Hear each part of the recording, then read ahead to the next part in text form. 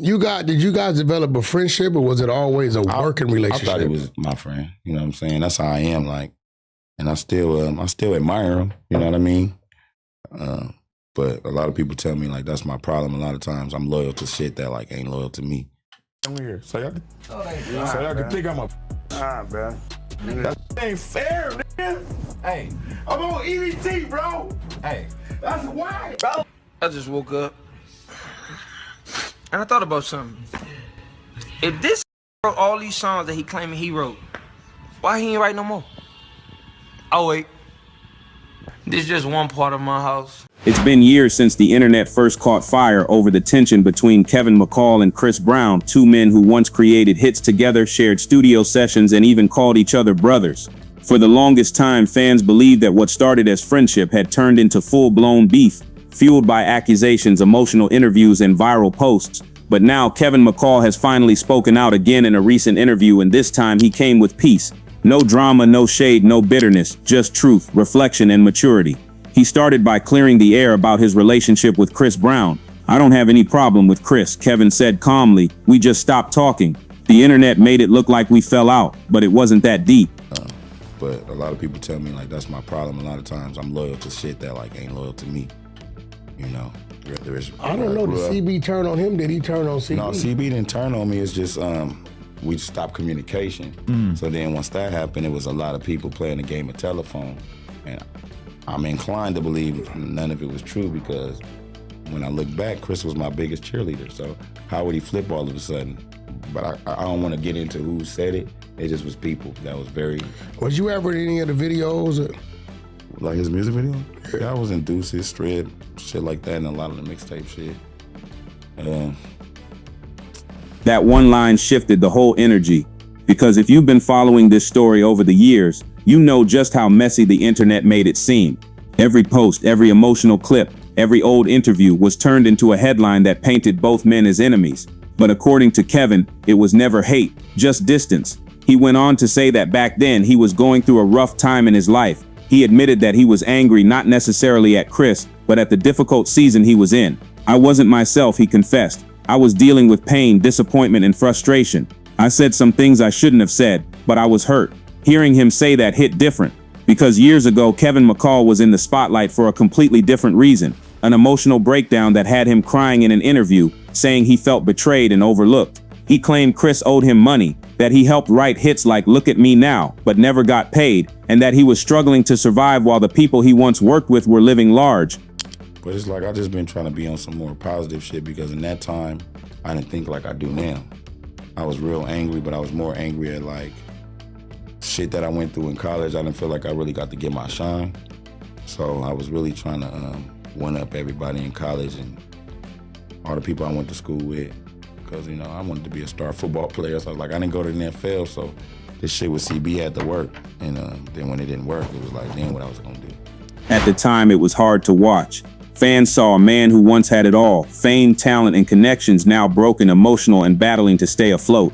The video went viral instantly. Some people sympathized with Kevin, calling him a victim of the industry, while others accused him of chasing clout and blaming Chris for his own downfall. Then Chris Brown responded, but not with words. Instead, he dropped a viral video that took the internet by storm. In it, he walked through his mansion, showing off luxury cars and laughing, saying things like, "If Kevin wrote all those songs he claims he wrote, why he ain't write no more? Oh wait." Then he added, "This is life before K-Mac and life after K-Mac. Thank you, K-Mac. I bought this with your money. I bought that with your money." It was petty, cold, and brutally sarcastic, and the internet ate it up. The clip spread across every platform, turning their private tension into a public spectacle. Kevin, meanwhile, said videos like that cut deep. To him, it felt like watching someone he once called a brother mock his pain. Once I became a superstar in my own right and I started having to deal with all these personalities, it was hard to deal with people. You get real frustrated, and sometimes you cut some motherfucker out. So once I started seeing that that's why Chris Brown do what he do, I said, God damn, he's standing on this square as a man and running this program. You know, there's ways to do it better, which I'm working on. I could teach him some of the shit. But a lot of people have a hard time understanding, if they haven't been in that position, just like a person like him at the prime of his... But now, years later, Kevin's tone is completely different. In his latest interview, he wasn't bitter, he was calm. He wasn't blaming anyone, he was reflecting. He said he's done holding grudges and that he's in a better place mentally and spiritually. I forgive everybody, he said, even myself. I made mistakes, but I learned from them. That statement alone shows just how much he's grown. Because back in the day, Kevin's social media was filled with pain and frustration. He would post cryptic messages about betrayal, money, and loyalty, sometimes tagging Chris directly, other times just letting fans connect the dots. But now he's letting all that go. He explained that fame and pressure can make people lose themselves. When you're in that space, he said, you start reacting from pain, not from peace. And that's what happened to me. I wasn't thinking clearly. I let my emotions speak for me. And honestly, it's rare to see that level of accountability in the entertainment world. Kevin didn't point fingers. He took responsibility for his own energy, for the way he handled things. That's growth, that's healing. He even acknowledged that the internet made things worse. People online just kept pushing it, he said. They made it look like we hated each other. But that was never the case. It was the internet that turned it into something big. When it comes to you and Chris, I think the biggest thing, they say you attacked him. I don't know if they said you said somebody's kid or you said dude was kind of like part of the community or something crazy like that. I was looking for it and couldn't find it. I only found Chris' response. Well, what they say is his response. I don't know if that's what he said is what triggered you, where he was kind of like trolling you, right? And he said, referred to like, the only thing better than a broke nigga is a crying broke nigga, some shit like that. And he said, I brought this with your money, I brought this with your money, this with your money. Was that a reaction from something you did or said? Yeah. Like I was provoking, we both was provoking. I really just wanted a conversation. Because at the end of the day, like, a conversation is just talking about it. Yeah. So I just wanted to do good business. Why the fuck I got an EBT card? And it's at Breezy, bro, and made 90 whatever the million, and it say KKKKK Max. Can I get 25,000 for them four songs I owe you, bro? I just want to leave, bro. Leading up to who he is. I'm not even tripping though. I got an EBT card. Like what the fuck? I can't even get nothing, bro, man. Y'all want to see me crying right here? So I can think I'm a bad. That's ain't fair. Hey, I'm on EBT, bro. hey, That's why. hey. Look, bro. I'm down, bro. I'm on EBT, smack, look. Say my name, bro. I had to go up in that by my face with a mask like COVID, bro. I just woke up and I thought about something. If this wrote all these songs that he claiming he wrote, why he ain't write no more? Oh wait, this is just one part of my house. This is life before K-Mac and life after K-Mac. Man, I'm gonna stop playing with this. He's a bitch. Thank you, K-Mac. I bought this with your money. I bought this with your money. I bought this with your money. I was thinking about giving you this, but you're a bitch. But I bought this with your money too. I bought that with your money. That's the only one on the West Coast. Oh, I bought that one with your money too. I took a shit and then I bought this car. He's looking at you so disappointed, bro. You look whack. And he's right. The internet loves drama. Every misunderstood post or half-heard quote becomes a headline.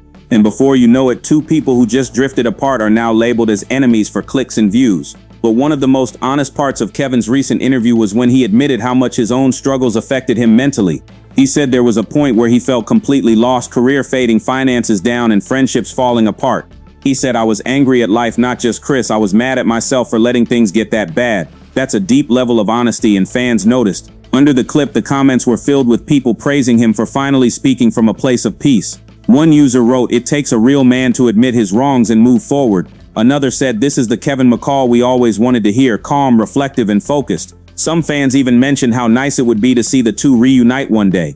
Maybe not even musically, just a public handshake or a photo together showing that time has healed old wounds. Whether that ever happens or not, this version of Kevin McCall feels different. He's softer, wiser, and more aware of how quickly fame can twist friendships into feuds. You know what I mean? But I didn't handle it the right way, so at the end of the day, everybody know Chris ain't a buster. We all know that. Like, he 10 years in the fold of what he been doing, probably longer than that. He solidified in what he do in the streets, and you know what I'm saying? Everywhere he go, he got love and respect as a man. So, you know, for me to make him have to pull his hand, I felt like he forced my hand as well, but I probably like overplayed my hand. You know, I used to have a big chip on my shoulder because I'm a singing ass nigga. He also spoke briefly about how he's been rebuilding his life, focusing on his kids, his faith, and staying out of unnecessary controversy. You can tell that the man who once vented in frustration is now choosing silence and self-control. And even though Chris Brown hasn't said anything publicly about Kevin's new tone, fans are taking this as a step in the right direction. Because at the end of the day, both men share a musical history that changed their lives forever. Deuces, Strip, No Bullshit, those weren't just songs, they were moments that shaped an era of R&B. Now hearing Kevin say that he has no problem with Chris brings everything full circle. It's like watching someone finally make peace with his past and move forward stronger than before. In his closing words, Kevin said something that really stood out. You can't grow holding on to anger. You gotta let that go. I wish everybody well, even the ones who hurt me. I've learned that peace hits harder than revenge, and honestly that might be the realest thing he's ever said, because at this point Kevin McCall isn't chasing validation, he's chasing peace. I'm not none of that, I'm just Kevin McCall, you know? That's why I play football, model. He's got the water right there, just so you know. Oh, good looking. Hootie Tang, I don't think so. Chris got so much shit going on overseas and shit like that, that's why I really feel bad that I even tried to, I wasn't trolling, I just wanted to, I troll myself. So I feel like nobody's exempt for us just, you know, having some fun, being jovial. I'm an athlete. You know, but some people don't see it that way. They see like I'm trying to kick him while he's down or something, but he's up to me. And I'm up, even with the EBT. Like, if you see my Rolodex, like I got some hoes for you, I'll let you. But I'm up though. I'm the EBT king. But I mean, okay, we had Thug going in like the full. Truly humble. Under God. Exactly. Hallelujah. And it feels like Thug is in his. And that's the full story. Kevin McCall finally letting go of the pain and setting the record straight about Chris Brown. No beef, no hate, no drama, just growth and forgiveness. What do you guys think? Should Chris Brown reach out and make peace too? Or do you think it's better they just move on quietly? Drop your thoughts down below. Let's talk about it. Don't forget to hit that like button, subscribe, and turn on the notification bell so you don't miss the next big story. This is Taspectrum West TV, and I'll catch you on the next one.